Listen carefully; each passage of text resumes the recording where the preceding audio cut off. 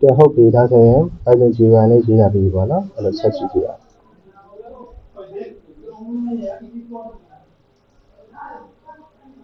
အဲ့တော့ဒါကျွန်တော် Python G1 ရလိုက်ပြီနော်ကျွန်တော်ဒီအရင် model အရင် G1 အဟောင်းလည်းကျွန်တော်ပြင်လာတယ်တော့မလားလို့အခုဒါဆိုရင် Python မှာကျွန်တော်ဒီဒါပထမဆုံး main control panel ပေါ့နော်အမှ color entry ကြည့်အောင် color entry ကိုကျွန်တော်တို့အရောင်လေးစတင်မယ်ဘူးတခုချင်းကြီးရဖဲအရောင်သတ်မှတ်တာလေပေါ့နော်အဲ့တော့ color entry ဆိုရင်ဒီကောင်ပေါ့အဲ့တော့ color entry မှာကျွန်တော်တို့က insert ထည့်မယ် edit ထည့်မယ်ဆို tab နှစ်ခုထည့်ပြရတယ်အဲ့မှာကျွန်တော် export CSV ကို export လုပ်တာရယ် export Excel ကို export လုပ်တာအခုထည့်ပြရနော်ကြောက်ပြီဒါဆိုရင်ပထမတစ်ခုကြအောင် indigo ကကျတော့ cancel တော့ပတ်နံပါတ်လေး30ပေါ့နော်တစ်ကနေ9ပြကျွန်တော်ထည့်ပြီးပြီဆိုတော့30ပေါ့9လုံးရှိတော့9လုံးတက်တော့ကျွန်တော်ထည့်ပြီးပြီတစ်ကနေ30ကျွန်တော် stock ကကျတော့ဒီကောင်က50အခု50ရှိပြီပေါ့ insert လုပ်လိုက်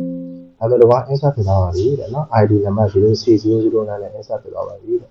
ဒါကျွန်တော်တို့ edit ကိုသွားကြည့်အောင်နော်အဲ့တော့ C009 ကိုကျွန်တော်ပြန်ထားကြည့်အောင်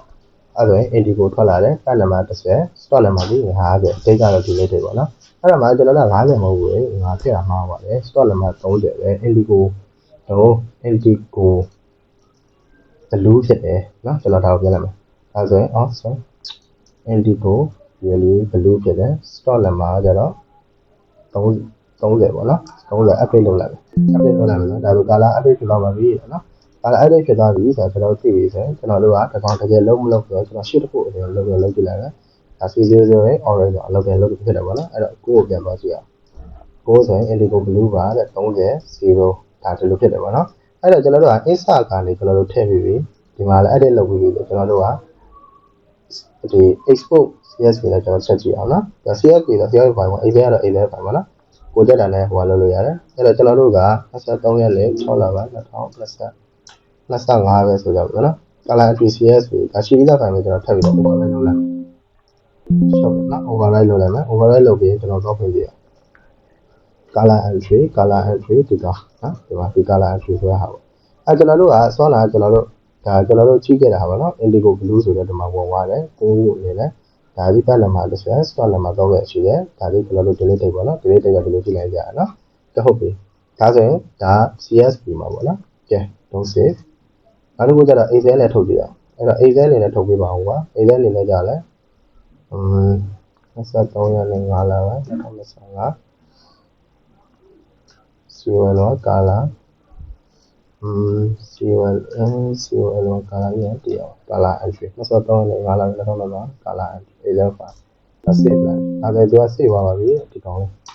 ဒါ Excel file နဲ့ကျွန်တော်ထုတ်လိုက်တာ Excel file မှာလည်းထုတ်လို့ကြည့်တာပဲ Excel file နဲ့ထုတ်လို့နော် CSV နဲ့ထုတ်လို့ဒါကတော့အတူတူပဲပေါ့နော်ဒါကိုကြိုက်တာနဲ့ profile ပဲကြိုက်တာနဲ့ထုတ်လို့ကျွန်တော်ပြောအဲ့တော့ကျွန်တော်ဒါလေးကိုဖြတ်လိုက်မယ်ဒါလည်းအရင်ရှိက data ဟောင်းနေကြဖြတ်လိုက်မယ်ဖြတ်ပြီးရင်ကျွန်တော်ကဒီတစ်ခါကျတော့ဆောလာကျွန်တော်ထည့်ထားတဲ့ကောင်သွားပြီးပြန်ဖြတ်အဲ့ဒါ indigo ကကျွန်တော်တို့ထည့်ပြီးတော့ remove လုပ်လိုက်ကဲ color remove လုပ်ပြီးပါပြီ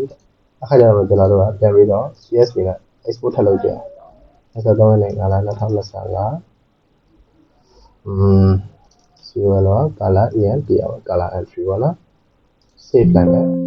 နောက်ပြီးတော့ Excel နဲ့ထပ်လုပ်ကြမှာ23ရက်နေ့ဒီရက်23ရက်5လပိုင်းမဟုတ်6လပဲလေကြာ2025C1 color EN ပြအောင် color entry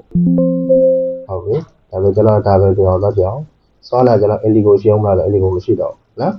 ဒါနောက်ဆုံးဟိုကလုပ်လိုက်တာပေါ့နော်ဒီလိုကြကြတော့ဒီမှာလည်း indigo မရှိတော့ဒီမှာလည်း indigo မရှိတော့နော်ဟုတ်ပြီဒါပေမဲ့ဒီကောင်ဖြတ်လိုက်လို့ရတယ်ဘယ်လိုတော့ရှင်း